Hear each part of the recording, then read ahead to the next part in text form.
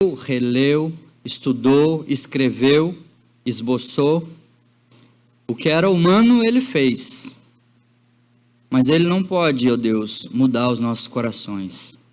A tua palavra, em conjunto com o teu Espírito, pode mudar os nossos corações. E a tua palavra diz que ela é como uma espada, que penetra onde nada nem ninguém pode penetrar. E eu peço ao Senhor que esta noite o Senhor faça isso. Usa o pastor Neto, ó Deus, como ministro, para que essa espada possa penetrar onde é necessário penetrar, mudar o que precisa ser mudado, Senhor.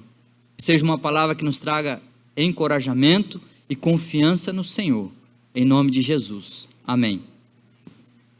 Graças a Deus, queridos, amém? Que alegria estarmos juntos, como é bom nós cultuarmos ao nosso Deus juntos, como igreja do Senhor. Eu sou muito grato ao Senhor pelo privilégio que é de servi-lo. E é muito bom estarmos juntos, rever os irmãos. Quero aqui citar a Ieda, que está conosco. Obrigado pela sua presença, minha querida, nossa querida missionária, está tirando uns dias de férias, descanse. Você possa ter uns dias de refrigério, tá, minha irmã? Eu quero citar também amigos queridos e amados aqui, o Andrew e o Fernando, eles estão ali atrás, eu peço que eles fiquem de pé. São amigos queridos, eles nos formaram conosco no seminário, eles estão de férias, passaram aqui o fim de semana. Obrigado, queridos, pela presença de vocês conosco, viu? Queridos, vamos para Marcos. Abra sua Bíblia. Em Marcos, nós estamos na nossa série de exposições no Evangelho de Marcos. O Evangelho segundo Marcos. Eu peço que você abra a sua Bíblia, continue com ela aberta. Continue aí vendo se o pregador está indo direitinho. Fique com a sua Bíblia aberta, acompanhe os versículos. Marcos, capítulo 1, verso 21 ao 28.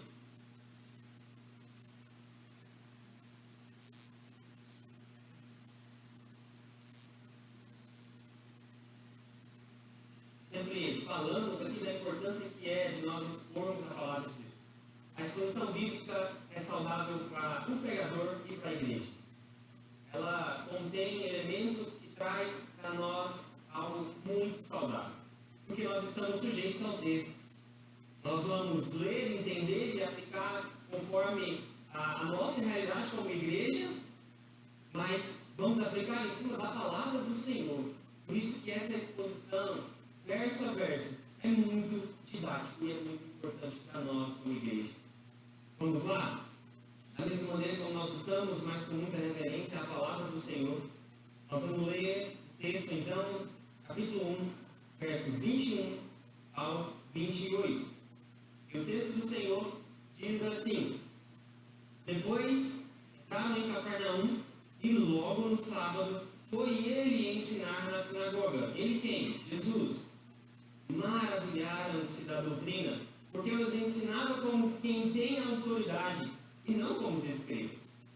Não tardou que aparecesse na sinagoga um homem possesso de espírito imundo, o qual bradou: que temos nós contigo, Jesus Nazareno? Vieste para perder-nos? Bem sei que és o Santo de Deus. Mas Jesus repreendeu, dizendo: cala-te e sai desse homem. Então o espírito imundo, agitando-o violentamente e bradando em alta voz, saiu dele. Todos se admiraram, a ponto de perguntarem entre si: o que vem a ser isso? Uma nova doutrina. Com autoridade ele ordena aos espíritos imundos, e eles lhe obedecem. Então correu séria a fama de Jesus em todas as direções, por toda a circunvizinhança da Galileia. Queridos, por duas vezes o texto ele fala sobre autoridade, e é sobre isso que nós vamos falar. Toda a autoridade que nós temos é porque o Senhor outorgou a nós. Toda a autoridade que nós temos é porque o Senhor confirmou a nós. Nós já vimos aqui o batismo de Jesus, e Deus confirma que Ele é o Filho de Deus ao céu se rasgarem. Nós já vimos o Senhor pregar o Evangelho, dizer que o reino, o tempo está cumprindo, e agora nós vemos que Jesus começa, e Ele já começou o seu ministério, e agora Ele está numa sinagoga, em que o Espírito imundo aparece, ele reconhece que ele é o Santo de Deus.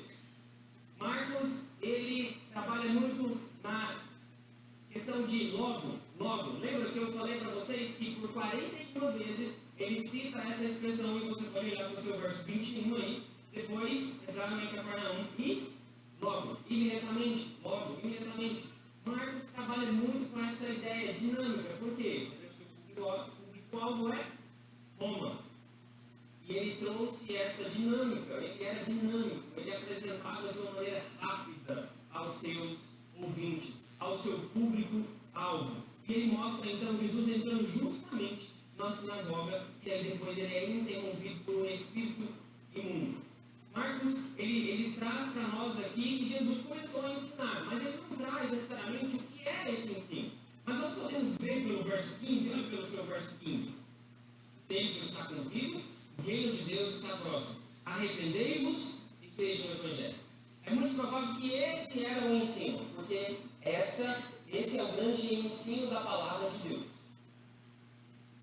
Esse é o ensino do que o Senhor mostra para nós. O Evangelho. O Evangelho é pregado de forma simples. Arrependei-vos. O tempo está cumprido. O tempo está próximo. Então, Marcos está dizendo, ele logo começou a ensinar, mas nós não sabemos. Mas o que nós sabemos é, uma coisa é certa, ele tinha autoridade. Podemos presumir que o ensinamento é arrependei-vos e crede no Evangelho. Mas mesmo que fosse outro ensinamento, no que nós vemos nesse texto, as evidências claras nesse texto é, ele prega com autoridade. Porque Marcos destaca, no final do verso 22, e não como os escribas. Ele ensina como alguém que tem autoridade, e não como os escribas. Ou seja, independentemente do que é esse ensino, ele ensina com autoridade. Ele expõe a palavra de Deus com autoridade. E é sobre a autoridade que nós vamos falar. E esta é uma grande marca de Marcos. Ele destaca por 2 vezes que as multidões ficaram maravilhadas pela sua palavra, e as multidões também ficaram maravilhadas pela forma como ele expulsou o demônio. Marcos ele cita em capítulo 6, verso 2, 7, 37, 10, 26, 11, 18. Todos esses versículos ele destaca como Marcos, Jesus pregava e as multidões ficaram maravilhadas. Todos esses versos, 6, 2, 7, 37, 10, 26, 11, 18. Marcos ele destaca isso. Jesus prega o Evangelho e pela autoridade que Jesus tinha, as multidões ficavam maravilhadas. Marcos é um grande evangelista que destaca isso a nós. Aqui ele também faz um contraste com os escribas, que eles não tinham autoridade. E talvez esses escribas aqui, eles foram os mais ferozes inimigos do Senhor, se é que o Senhor tem inimigos. Então, ele mostra para nós que ele não ensinava como esses escribas. Nós vamos ver que esses escribas, eles interpretavam e copiavam a lei do Senhor.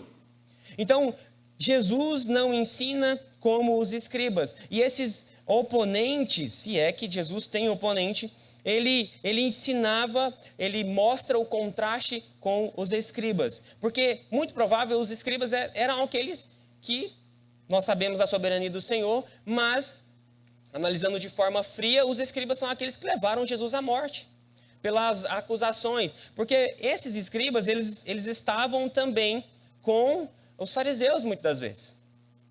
Então foram eles um dos maiores oponentes de Jesus e do seu ministério, se é que Jesus tem oponente.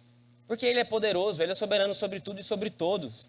Ele simplesmente faz. Por quê? Porque ele tem autoridade. É por isso que o ensino dele é tão espantoso e Marcos destaca, maravilhavam-se.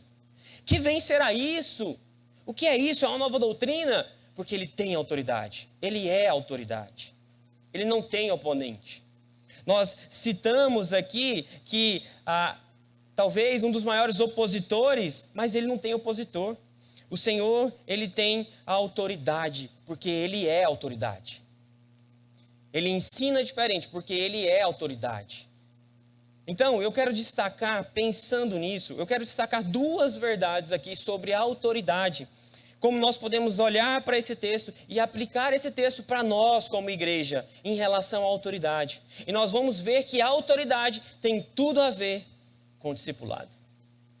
A autoridade de Jesus tem tudo a ver com discipulado. E a primeira verdade que eu destaco, então, pensando no quesito autoridade, é a autoridade de Jesus para ensinar, que está no verso 21 e o verso 22.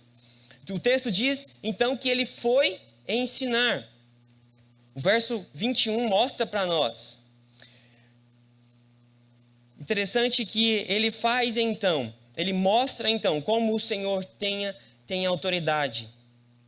E mostra para nós que o Senhor foi ensinar a palavra do Senhor. Ele foi evangelizar, ele foi anunciar as boas novas.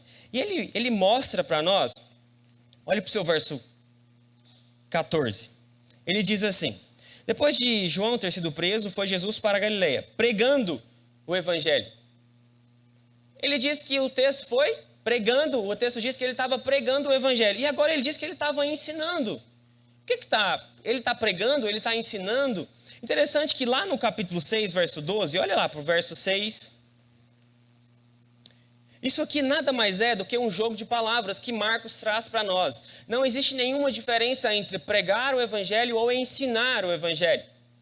Olha o 6:12. No mesmo capítulo, ele usa aí um jogo de palavras, em que ele diz assim, 6:12. Então, saindo eles, pregavam ao povo que se arrependesse. Agora olhe para o 6:30. 6:30. Voltaram os apóstolos à presença de Jesus e lhe relataram tudo quanto haviam feito e ensinado. Então, por mais que ele diz, e logo no sábado, foi ele ensinar, aqui não existe nenhuma diferença entre pregar o evangelho ou ensinar. É a mesma palavra. Marcos apenas está usando um jogo de palavras entre pregar o evangelho ou ensinar. Independentemente se fala foi ensinar ou se estava pregando o evangelho. A questão é, ele anunciava a mensagem. É muito provável que ele estava anunciando a mensagem. Arrependei-vos e crede no evangelho. E sabemos que essa é a mensagem do evangelho. Arrependam-se e creiam no evangelho. A mensagem do evangelho é muito simples. É arrependei-vos. Arrependa-se do seu pecado. Arrependa-se da vida que você tem vivido. O reino está cumprido. O tempo está cumprido. O reino está próximo. O tempo está cumprido. E ele diz que ele foi para a sinagoga. Ele foi ensinar nas sinagogas. O que são sinagogas? Sinagogas é diferente do templo de Jerusalém. Na sinagoga não aconteciam os sacrifícios como no templo em Jerusalém. Era muito diferente. Então, todas as vezes que você se referia à sinagoga, era um local de ensino. Ou seja, era um momento de assembleia. Eles se reuniam para ensinar a palavra do Senhor. E não necessariamente os fariseus, aqueles que eram os doutores da lei, estavam ali. Aquele era um local aberto para os leigos. E que nesse caso, não leigo, Jesus Cristo, o Filho encarnado. Então, a sinagoga era um local em que tinha ali um bibliotecário, alguém ali para organizar os livros, alguém ali para organizar a dinâmica de como iria acontecer. A sinagoga ela surgiu lá no período babilônico, porque não tinha o templo para se reunir, então o povo se reunia ali nas assembleias e ali era lido a Torá, ou seja, os 5 primeiros livros da Bíblia, que é o Pentateuco. Então, era lido a Torá, ela era lida e exposta. Então, eles liam a palavra do Senhor e expunham a palavra de Deus. E era aberto para outras pessoas ali também ter um momento de palavra. Então, Jesus, de forma muito estratégica, ele estava naquele local. Ali tinha alguém que era responsável. Não era como o templo de Jerusalém. A sinagoga, todas as vezes que você pensar e lembrar de sinagoga, não é o templo, não existia ali um momento de sacrifício. Mas era um local em que a palavra do Senhor, a Torá principalmente, ela era lida e exposta. Era feita a exposição ali. Não era aberta, não era necessariamente, os mestres da lei, eles não dirigiam isso. Então era um local perfeito, porque era um local aberto. Como era um local aberto, para leigos expor a palavra do Senhor, Jesus tinha total liberdade para chegar e expor também. Jesus tinha liberdade para isso. E aí o verso 22 mostra para a gente que a multidão se maravilha de tudo aquilo que ele pregava. E Jesus era alguém que frequentava as sinagogas. Jesus, se você olhar lá no verso, não precisa necessariamente estar lá, ir para lá agora, Lucas 4,16 mostra para nós que Jesus frequentava a sinagoga. Jesus é estratégico nesse momento e ele prega a palavra do Senhor, porque a multidão, então, ela se maravilha da sua doutrina. Uma coisa é certa, Jesus anuncia a mensagem e todos ali percebiam a autoridade que aquele homem tinha. Todos ali percebiam a autoridade que Jesus tinha e tem e continua tendo e sempre vai ter. Então, a multidão, ela se maravilha disso. E é muito interessante porque essa é uma marca de Marcos. Marcos, ele destaca por várias vezes em que a multidão fica espantada, ela admira, ela maravilha, ela teme, ela fica surpresa, ela fica com grande surpresa. Então Marcos, ele destaca isso. E principalmente aqui nós vemos 2 vezes as multidões ficando maravilhadas.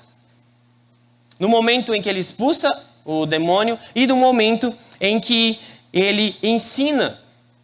É uma marca de Marcos para nós. Então, o que Marcos quer mostrar para nós não é necessariamente como Jesus era alguém que curava as pessoas, fazia milagres, apesar dele destacar bastante. Porque Marcos, nós temos apenas uma parábola.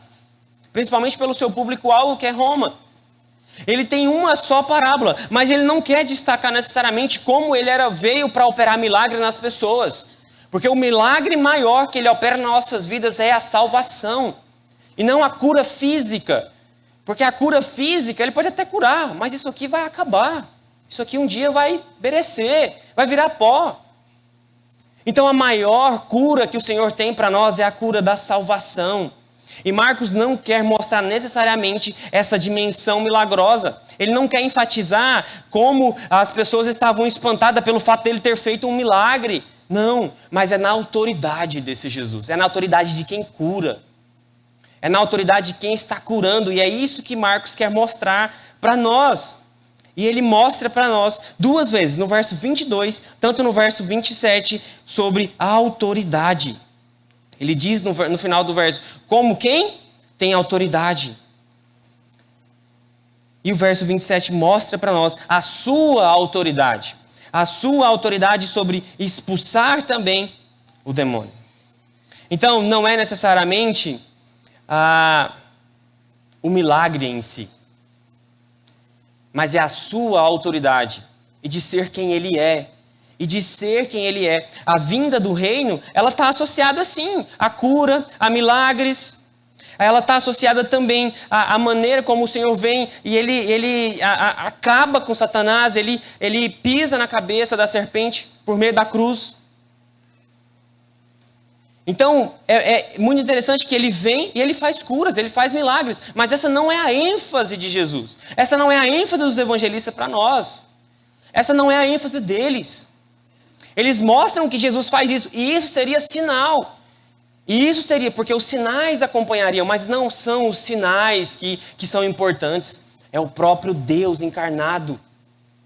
Ele é a autoridade. E é isso que importa para nós. E o papel fundamental, o papel fundamental do que ele nos outorga é justamente ir de fazer discípulos e não ir de ir fazer milagres. Ele diz, vão e façam discípulos. Eles não vão. Não, ele não diz, vão e façam milagres. Cura as pessoas. Os sinais acompanham, mas essa não é a mensagem principal.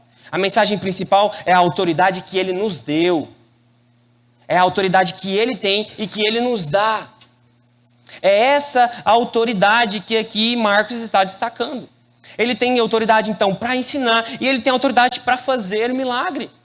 Mas não é necessariamente sobre o milagre. É sobre quem tem a autoridade para fazer o milagre. Não é sobre o resultado, mas é sobre quem faz o resultado. É a autoridade que ele nos dá. Ele nos deu essa autoridade. E ele nos chama para isso. Ele nos capacita. Ele nos ensina. E na mesma medida que ele tem autoridade, ele diz que agora vocês vão e façam discípulos. Ele nos dá essa autoridade. E nós precisamos a aprender com Jesus aqui. A aprender a maneira como o Senhor, ele é estratégico. Logo no início do ministério, ele já está num local em que as pessoas ouviam, em que as pessoas estavam ali para ouvir a palavra, em que a palavra de Deus era exposta, era lida, era explicada para eles. Então ele está num local estratégico. E ele nos deu autoridade. Ele é autoridade, porque ele é autoridade e ele nos outorga essa autoridade. E é por isso que temos a autoridade para ensinar as pessoas. É por isso que temos autoridade para mostrar para as pessoas quem esse Jesus é. Só que, na mesma medida que ele nos diz para ir e fazer discípulos, nós precisamos aprender a palavra do Senhor. Como nós vamos ter a autoridade que Cristo nos deu para ensinar se nós não aprendemos sobre a palavra do Senhor? Como mostrar para as pessoas que a maneira como nós explicamos a ela, a maneira como nós pregamos a ela, a maneira como nós ensinamos a elas, tem autoridade se nós não sabemos o que nós estamos dizendo? Mais uma vez, a autoridade não está em nós na maneira como nós vamos falar. A autoridade está nele e porque está nele, ele nos outorga. Então essa autoridade que está em nós, nós vamos nessa autoridade. Nós pregamos, nós ensinamos nessa autoridade que ele nos dá. Mas a autoridade que vem dele até nós, não exclui de nós o tempo em que nós temos que nos gastarmos em estudo da palavra. Porque ele tem autoridade e por isso ele nos envia. Mas como nós vamos ensinar se nós não aprendemos sobre a palavra do Senhor? Queridos, as pessoas sabem quando você fala algo para elas e que você não vive isso. Quando você fala algo para elas em que você nem sabe explicar. Por isso nós precisamos ler a palavra do Senhor, mas não ler como um checklist. Li aqui o capítulo, beleza, é isso mesmo. Tá, mas e aí, não aplica para a sua vida? Você não aprende com esse texto? Você não se debruça no texto? A autoridade não está no fato de estudarmos, aprendermos e falarmos. A autoridade está em Cristo que nos outorgou. Mas cabe a nós a responsabilidade de buscar na palavra do Senhor para que nós falamos com a autoridade que Ele nos deu. A autoridade que o Senhor nos deu. Nós precisamos olhar para a Bíblia como prioridade nas nossas vidas. Aprender o texto. Não é apenas ler o texto, mas é aprender o que a Bíblia está dizendo. Não é apenas ler por ler, mas é aprender, é ler e aprender. Nós precisamos aprender da palavra do Senhor, para que as pessoas olhem para você, não porque você é bom, mas para que elas olhem para você. Faz sentido o que ele está dizendo. Faz sentido o que ele diz. É verdade isso que ele está dizendo. É verdade que o mundo está cada vez pior. Então eu preciso buscar o Senhor. Isso que ele está dizendo é verdade. É o Espírito que faz. É na autoridade que o Senhor nos deu que as pessoas vão ser convencidas. É na autoridade dele, mas não exclui de nós o fato de buscarmos a palavra do Senhor para ensinarmos com a autoridade que ele nos deu. Se nós não tirarmos o tempo para estudarmos a palavra do Senhor, nós não vamos ter autoridade na nossa fala. A frutificação, ela é sempre do Senhor. É o Senhor quem frutifica. Se nós pregamos o Evangelho, se nós ensinamos a palavra do Senhor, o Senhor é quem frutifica. O Senhor é quem abre os olhos espirituais. O Senhor é quem tirou as nossas vendas. Somente o Senhor pode fazer isso. Mas nós não podemos excluir a nossa responsabilidade e a maneira como nós semeamos. A maneira como nós semeamos, ela implica no Evangelho sendo semeado. E ele implica no Evangelho florescendo. Mais uma vez, o fato de pregarmos o Evangelho, o fato de discipularmos, não é na nossa autoridade. Não é pelo fato de você ser persuasivo, estudioso, que você simplesmente tem autoridade por si só. Não. O Senhor nos dá autoridade. Mas essa autoridade que temos em nós, que Ele nos deu, nós temos a responsabilidade de estudar a palavra para semearmos de maneira eficiente. Não adianta, queridos, nós simplesmente pregarmos um evangelho raso, em que nós nem mesmo vivemos, porque as pessoas vão olhar para você, elas não vão falar na sua cara, mas elas vão olhar para você e falar, isso aí não faz sentido não. Por isso que nós precisamos aprender da palavra do Senhor. Por isso que nós precisamos nos contextualizar, entender a sociedade em que nós estamos. O Senhor foi até a sinagoga. Para onde nós vamos hoje? Locais estratégicos que nós podemos estar. E em primeiro lugar, o local onde você está é um local estratégico que o Senhor te colocou ali para pregar o Evangelho. Abra a sua boca e fale, mas seja preparado no falar. E o preparo que eu estou falando, queridos, não é você ir para um seminário, ter um curso de homilética, falar bem em público, não. É preparo diário do devocional que você estuda a palavra, mas não para fazer um checklist, mas para aprender da palavra do Senhor. Vamos ser sinceros, queridos, não precisa a gente... As pessoas sabem. As pessoas sabem quando você fala uma coisa. Elas sabem se você vive ou não. Elas sabem se isso tem autoridade ou não. Elas sabem. Elas sabem. Elas sabem, as pessoas sabem. Por isso que nós precisamos semear de forma eficiente. Por isso que nós lançamos a semente, mas não de qualquer maneira. Nós semeamos, mas não de qualquer maneira. Por isso que precisamos nos debruçar na palavra do Senhor. Preguei ontem lá na FEMOSSE sobre a importância da palavra do Senhor nas nossas vidas. A maneira como ela é um manual do Senhor para as nossas vidas. E quantas vezes que nós falamos que a Bíblia é a palavra do Senhor. Alguém aqui diz que a Bíblia não é a palavra do Senhor? Alguém aqui diz? Ela é a palavra de Deus. Nós cremos nisso. Mas e na nossa atitude? Nós cremos que ela é a palavra do Senhor? Na nossa atitude diária, ela apenas está lá, no nosso armário, fechada, sem ser estudada, sem ser lida, sem ser entendida. Mas eu não leio porque é difícil. Queridos, isso não pode ser uma desculpa, porque nós temos várias versões da Bíblia que nos mostram os sinônimos, nós temos Bíblias de estudo, nós temos como investir em bons livros, boa literatura, para que nós possamos aprender sobre a palavra do Senhor e que naturalmente, com a autoridade que Ele nos deu, nós vamos ensinar com autoridade. Porque as pessoas vão olhar e dizer, isso faz sentido. Ele tem autoridade. Ele tem autoridade. É por isso que é muito importante que nós destaquemos sempre. Não é sobre a nossa autoridade, não é sobre o nosso conhecimento. Porque nós temos pessoas que sabem muito de Bíblia, mas eles não vão na autoridade deles. Eles não pregam com a autoridade que Cristo deu a eles. Então não é necessariamente o conhecimento, mas a autoridade que Cristo nos deu. Nós aprendemos sobre a palavra e nós ensinamos com a autoridade.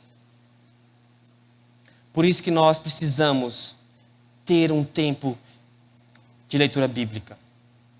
Não existe crescimento sem observar a palavra do Senhor. Lâmpada para os meus pés, ela é. Luz para os meus caminhos. Não existe conhecimento. Não tem como eu falar para as pessoas sobre algo que eu nem vivo e algo que eu nem sei. Nós somos talvez a resposta para as pessoas no nosso trabalho, em que as pessoas estão com dúvidas, em que elas querem tirar as dúvidas das suas respostas, mas nós não sabemos responder. Por quê? Porque não estudamos a palavra de Deus. Talvez diversas vezes no seu trabalho, no ambiente em que você está, seja na escola, na faculdade, seja no seu trabalho, as pessoas já perguntaram para você alguma coisa.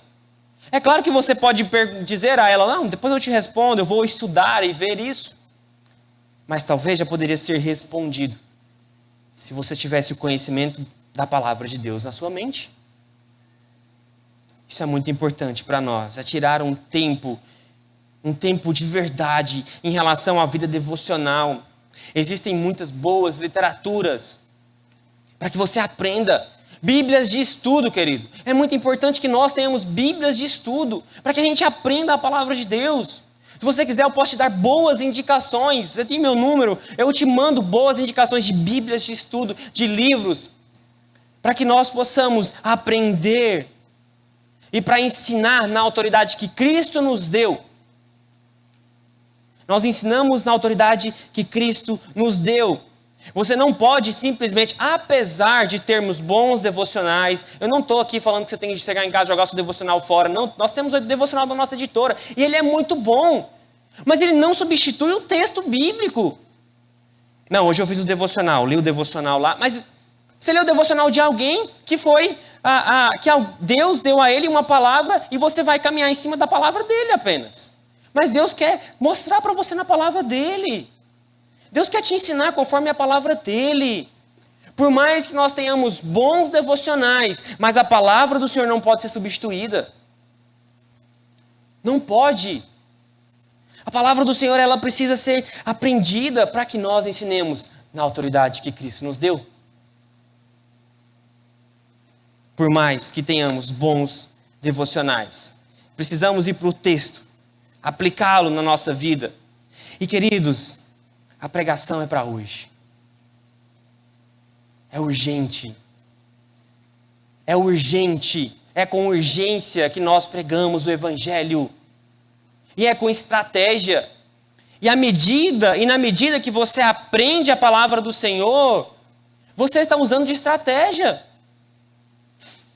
Você usa de estratégia na medida que você aprende do Senhor. Jesus foi muito estrategista num local que era livre para ele pregar o Evangelho. Ele tinha toda a liberdade, ele não tinha que pedir permissão, não entrava, não era um checklist ali, ó, não, peraí, vamos ver, não entra aqui qualquer pessoa. Não, era aberto. E Jesus estava ali de forma estratégica pregando o Evangelho. E nós temos grandes oportunidades.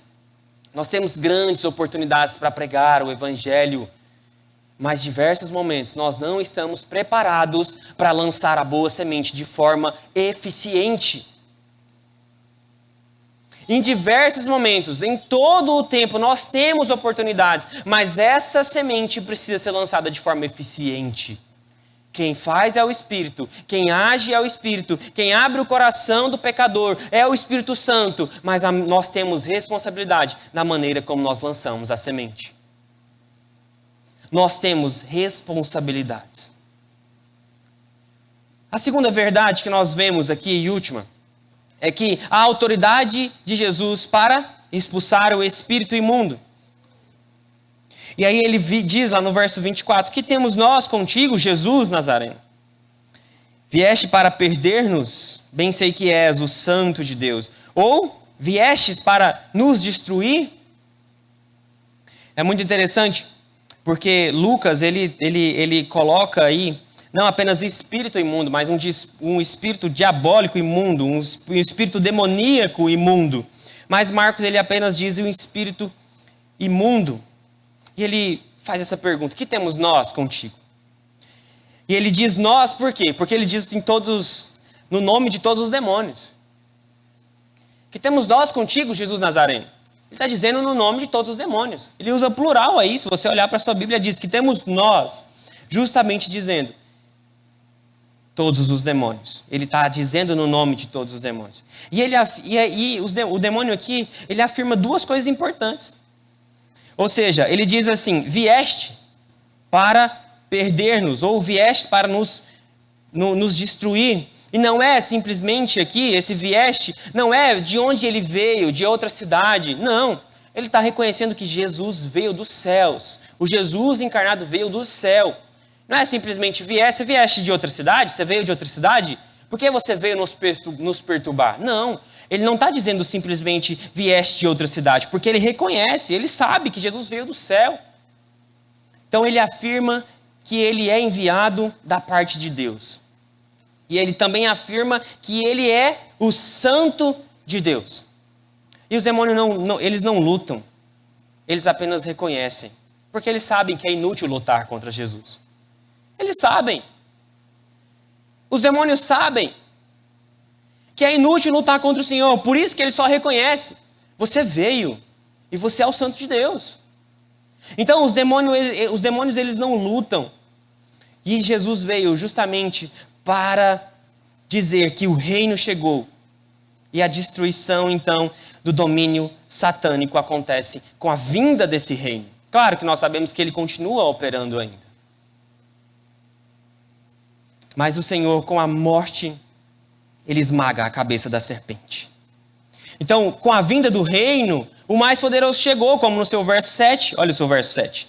E pregava dizendo: após mim vem aquele que é mais poderoso do que eu. Então, o mais poderoso chegou. O poderoso chegou. O todo soberano chegou.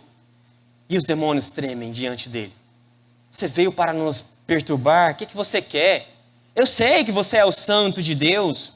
E ele diz: bem sei que és o santo de Deus. Esse espírito imundo, interessante porque ele não diz esse demônio imundo, mas ele diz espírito imundo, ou seja, ele é moralmente impuro. E alguns autores, eles destacam aqui que ele não reconhece simplesmente por humildade, não é simplesmente um ato de humildade da parte do demônio. Nossa, como o demônio é humilde, dizendo que o Senhor é o santo de Deus, e eu sei que o Senhor veio da parte do Senhor, eu sei que o Senhor é o Filho de Deus. Não, alguns autores vão dizer que ele não destaca necessariamente como um ato de humildade. Outros vão dizer que ele simplesmente queria revelar que o santo de Deus, e aí com essa revelação, talvez a sua crucificação seria prematura, de forma prematura. Outros também, eles vão dizer que com essa fala demoníaca, de alguma maneira o demônio queria impor sobre Jesus e ter poder sobre ele. Mas é muito provável que pela evidência bíblica e pelo texto, pelo relato, da maneira como ele faz, isso aqui simplesmente é uma confissão do demônio. É uma confissão demoníaca em que ele diz: eu sei que você veio e eu sei que você é o santo de Deus. Eu sei que o Senhor é o santo de Deus. Então é muito provável que isso aqui mostra e que fica claro para nós também no verso 34. Olha o verso 34. E ele curou muitos doentes de toda sorte de enfermidades. Também expeliu muitos demônios, não lhes permitindo que falassem, porque sabiam quem ele era. Ou seja, os demônios sabiam quem Jesus era. Eles sabiam que o Santo de Deus viria. Então, não é uma fala simplesmente, é claro que não é para ter domínio sobre Jesus. É uma fala simplesmente de uma confissão do demônio. Porque ele sabia, ele é o Santo de Deus. E ele veio. E os demônios reconheceram que ele é o Santo de Deus. E o Senhor diz: cala-te e sai desse homem. Cala-te e sai desse homem. É muito interessante que o evangelista aqui, Marcos, não está ensinando para nós um padrão de como nós devemos expulsar demônios. Não diz: cala sua boca e sai dele. Não está necessariamente dizendo isso para nós. Mas o que ele está ensinando para nós é a autoridade de Jesus. Por mais que olhamos para esse texto, então nós temos um padrão de como nós devemos expulsar demônios. Não. Por quê? Porque o evangelista aqui está simplesmente mostrando para nós a autoridade do Senhor. O Senhor não usa de encantamentos, ele não usa de intimações especiais. Ele simplesmente é. Ele é a autoridade. E ele expulsa. E ele diz: cala e sai. Porque ele é a autoridade. Ele não dá um padrão para nós. Não é uma técnica de expulsar demônios. Mas é sobre o próprio Cristo demonstrando a sua autoridade. É sobre o próprio Cristo demonstrando a sua autoridade. Por quê? Porque a sua autoridade é justamente de um Jesus que é sem igual. Uma autoridade sem igual em um Jesus que é sem igual. O Senhor Todo-Poderoso que é sem igual. Não ensina técnicas, ele simplesmente mostra a sua autoridade. Eu que mando aqui. Eu que mando, cala e sai. Simples isso. Simples assim. Não é um padrão de como nós devemos fazer. E o verso 27 ele diz: o que vem a ser isso? Mais uma vez Marcos demonstrando para nós como o povo ficava maravilhado. E há algumas perguntas de Marcos. Marcos ele diz: quem é esse? O que vem a ser isso? E lembra de outra pergunta também que Marcos diz: quem é esse que controla o vento e as ondas? Marcos ele mostra essas perguntas em que o próprio povo está admirado. Porque aquele que é maior do que João, aquele que o céu diz e reconheceu quem ele é, porque o céu reconheceu quem ele é, os demônios confessaram quem ele é, o Filho de Deus. O céu reconhece, os demônios reconhecem que toda a autoridade é dele.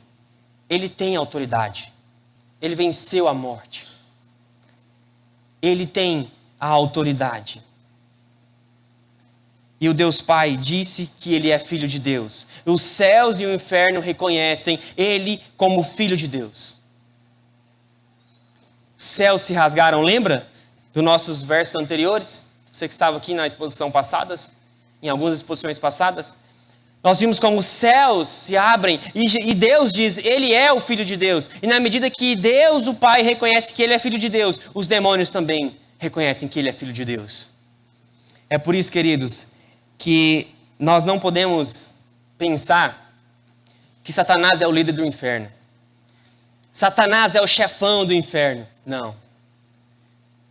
Jesus também reina lá. É poderoso lá. Mas reina como assim? Na sua justiça. Jesus é o líder do inferno.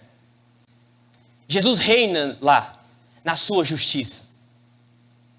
Satanás não é líder do inferno. Ele é apenas mais um lá. Porque ele é apenas um instrumento nas mãos de um Deus que faz tudo e que tem toda a autoridade. Satanás não é o líder de lá. É Jesus que tem a chave do inferno. É Jesus. Jesus tem toda a autoridade. Só olhar para esse texto que vocês vão ver que Satanás aqui, esse demônio, esse espírito imundo, ele é apenas um instrumento nas mãos de Deus aqui para revelar a sua glória. E tudo, e todas essas coisas, é um instrumento para mostrar a autoridade desse Deus. O Espírito, ele diz que Jesus veio, o Espírito diz que Jesus era santo, e como consequência, então, as pessoas olham, as pessoas admiram, e a sua fama, como no verso 28 aí, então correu célere a fama de Jesus. Tudo isso como um instrumento nas mãos de Deus, de Jesus, que é o dono de tudo. Do céu, do inferno, da terra, de tudo. E que tem autoridade sobre o céu, sobre a terra e sobre o inferno. Tem autoridade sobre tudo. Ele é a autoridade. Ele tem autoridade para ensinar, para expulsar demônio. Porque tudo isso é para ser usado como instrumento nas suas mãos. Satanás, então, não é líder do inferno. Jesus é. Jesus tem a chave do inferno. Tudo isso é apenas usado nas mãos de Deus para cumprir com os seus propósitos. Para cumprir com os seus propósitos. Os demônios, então, eles são apenas porta-vozes de Deus. Eles são apenas instrumentos na mão de Deus. Porque tudo isso revelou quem Jesus é. A cura do homem, diz Robert Stein, a cura do homem e a expulsão do demônio são importantes apenas à medida que revelam quem é Jesus, tendo atendido a esse propósito. Só um instrumento nas mãos de Deus. Um instrumento nas mãos do Deus Todo-Poderoso. Nós reconhecemos sim, queridos, o poder satânico. Nós reconhecemos sim que ele está em derredor. Nós não negligenciamos o mundo espiritual. Nós não estamos dizendo que eles não existem. Mas, queridos, nós não precisamos colocar e ter em mente que existe uma guerra entre Deus e Satanás. Eles não estão guerreando, porque ninguém guerreia contra o Deus Todo-Poderoso, o Yahvé, o Deus dos exércitos, o Senhor dos exércitos. Ninguém guerreia contra ele, porque não existe guerra contra o Senhor. Ele simplesmente é soberano sobre tudo. Não existe guerra contra Deus. Não existe Satanás de cá e Deus de cá guerreando. Não existe, porque Deus é soberano sobre o céu, sobre o inferno, sobre tudo. Nós não negligenciamos o mundo espiritual, mas nós não podemos ter em mente que existe uma guerra entre eles. Porque Deus, o Jesus encarnado, ele tem toda a autoridade. Tudo provém de Deus. E Satanás vai até onde Deus permite. Por isso, querido, se você estiver enfrentando uma luta e uma grande luta, não pense que é Satanás te castigando, Deus castigando você. Não, querido. Se fosse para Deus nos castigar, você acha que estaremos aqui? Não. Ele não nos castiga, ele é misericordioso e todas as manhãs elas se renovam as suas misericórdias. Satanás é apenas um instrumento do Senhor. Satanás é apenas um cachorro que está com a coleira e ele vai até onde o dono permite. Nós não negligenciamos o mundo espiritual, não negligenciamos a ação satânica nas nossas vidas, o poder disso sobre as nossas vidas, mas Deus é soberano sobre tudo e sobre todos, sobre o céu e sobre o inferno. Então Ele vai até onde Deus permite. Talvez você está passando por uma luta maior, então Deus está permitindo para que você busque Ele mais, para que você se pareça com Ele mais, para que você se aproxime dEle e pareça com Jesus e aprenda mais sobre Jesus. Ele usa apenas como instrumento para cumprir com o propósito dele na nossa vida. E qual o maior propósito de Deus para as nossas vidas? A santificação. Então ele apenas usa isso como um instrumento, porque Satanás é apenas um instrumento de Deus. Satanás é apenas um instrumento do Senhor, em que ele mostra a autoridade do Senhor. É muito interessante que existem duas maneiras aqui de reconhecimento. Porque se você olhar para o verso 24, ele vai dizer, bem sei, ele está reconhecendo, ele está dizendo com a sua palavra. Ele está reconhecendo que ele era o Santo de Deus. E nós podemos reconhecer com as nossas palavras e com a nossa atitude. Nós dizemos e nós provamos com a nossa atitude o que nós falamos. Então, o Satanás, ele reconhece. Ele diz, eu sei que você é o Santo de Deus. É claro que para ele não tinha mais volta. Mas para nós tem, queridos. Talvez nós possamos estar reconhecendo que ele é o Santo de Deus, que ele é o Filho de Deus, que eu amo a igreja, que eu amo o meu irmão. Mas na minha atitude, eu não estou reconhecendo que ele é a autoridade na minha vida. Na minha atitude, eu não reconheço a sua autoridade.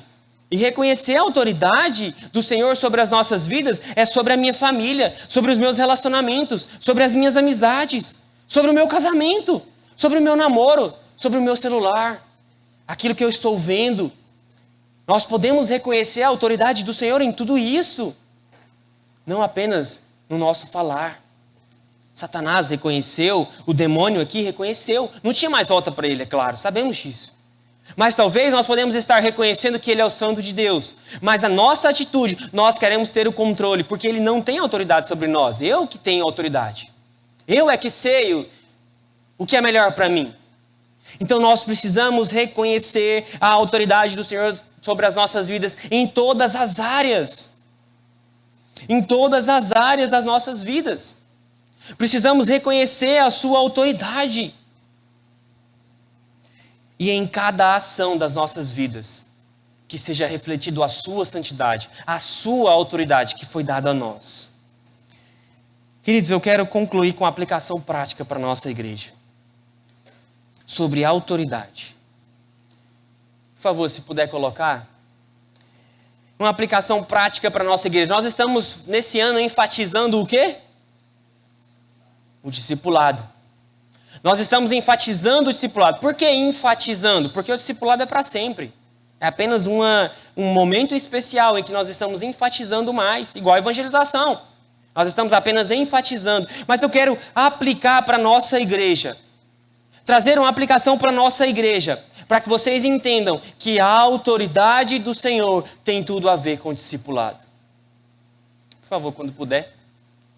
A autoridade do Senhor tem tudo a ver com o discipulado. Lembram do texto, ide fazer discípulos? Lembram do texto? Lembram? Lembram? Ainda estão aqui? Sim? Ide fazer discípulos? Todas as nações. Mas isso está embasado em quê? No verso anterior? Toda a autoridade me foi dada no céu e na terra. Então, queridos, ide e fazei discípulos está embasado em autoridade e na autoridade do Senhor. Fazei discípulos está embasado na autoridade que Deus nos deu. Entender o texto de Mateus 28 da grande comissão é entender primeiro a autoridade do Senhor. Nós vamos porque é a autoridade que Ele nos deu, na autoridade que Ele nos outorgou, nos confirmou.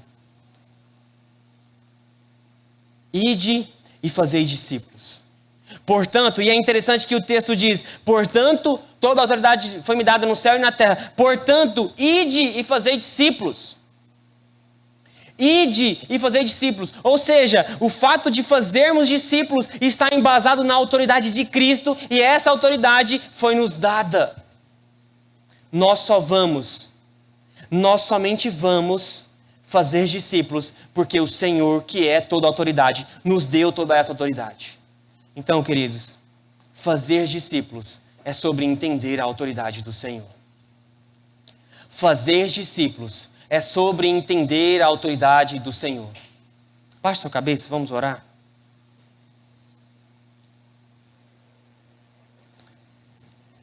Pai de amor, Deus querido, muito obrigado, porque o Senhor é a autoridade. Muito obrigado, Senhor, porque a Tua palavra nos mostra que se nós fazemos discípulos, se nós vamos para fazer discípulos, é porque o Senhor, que tem toda a autoridade, nos deu essa autoridade. Nos ensine como igreja, Pai, que o Senhor tem autoridade para ensinar, que o Senhor tem autoridade sobre o mundo espiritual, que o Senhor tem autoridade sobre o inferno, que o Senhor tem autoridade sobre tudo. Nos mostre, Deus, nos ensine como o discipulado está embasado na autoridade do Senhor. Nos mostre, Senhor, como o discipulado está embasado na autoridade do Senhor, na autoridade que o Senhor nos deu, na autoridade que o Senhor é, na autoridade que o Senhor tem. E essa autoridade que o Senhor tem, ela foi nos outorgada. Muito obrigado, Deus, porque isso traz uma segurança a nós, de saber que o bom pastor tem toda a autoridade. Aquele que tem toda a autoridade é aquele que nos envia. Muito obrigado, Pai, por essa verdade. Em nome de Jesus, nos ajude a olhar para o discipulado com a autoridade do Senhor. A olhar para o discipulado olhando para aquele que tem toda a autoridade no céu e na terra. A olhar para o discipulado na autoridade do Senhor. Na autoridade que o Senhor nos deu. Nos ajude, Senhor, como igreja, a discipular uns aos outros. Na autoridade do Senhor, no céu e na terra. Em nome de Jesus. Amém. Nós estamos caminhando para o final do nosso culto, então. Quero lembrar os irmãos do nosso culto de oração. Quarta-feira, 7h30. Tá bom, queridos? Quarta-feira, 7h30. Nós vamos estar aqui mais uma vez. Tem sido muito legal, tem sido um tempo muito bom. Se organize, queridos. Se organize, venha. A gente sabe que tem muitos afazeres durante a semana, muitas coisas, escola, faculdade. Nós sabemos disso. Mas se organize e venha. Quarta-feira, 7h30, nós estamos aqui esperando por você para orarmos juntos. Tá bom? Vamos ficar de pé para a gente orar, encerrando o nosso culto. Quero convidar aqui então meu amigo pastor Wendel para orar por nós e impetrar a bênção. Um amigo muito querido, que estão aqui conosco. Eles pastoreiam a Igreja Cristã Evangélica lá em Tocantins, Paraíso, Tocantins. Eles estão lá. Aqui, microfone. Aqui, obrigado. Ele vai orar por nós, ele vai impetrar a bênção. Por favor, eu quero te esperar na porta central para desejar a você com muita alegria uma ótima semana e pegar na sua mão e olhar no seu olho e desejar para você uma ótima semana. Então, por mais que tenha duas portas, passe pela porta central, vá lá. Quero desejar para você uma ótima semana. Tá bom? Uma ótima semana a todos, queridos. Prazer estar com vocês e poder cultuar a Deus junto com os irmãos e conhecer um pouco mais dos nossos vizinhos no céu, né? Deus abençoe a todos. Oremos? Senhor, obrigado, Deus, por essa noite onde juntos podemos estar aqui, cultuar ao Senhor e agradecer, Pai, por todas as dádivas que o Senhor tem derramado sobre nós como servos do Senhor. Obrigado por essa palavra tão exortativa e encorajadora em olhar para o Senhor como a suprema autoridade sobre as nossas vidas. Que essa palavra se faça viva e eficaz no nosso meio, não somente hoje, mas para todos sempre, Pai. É assim que nós oramos e pedimos, Pai.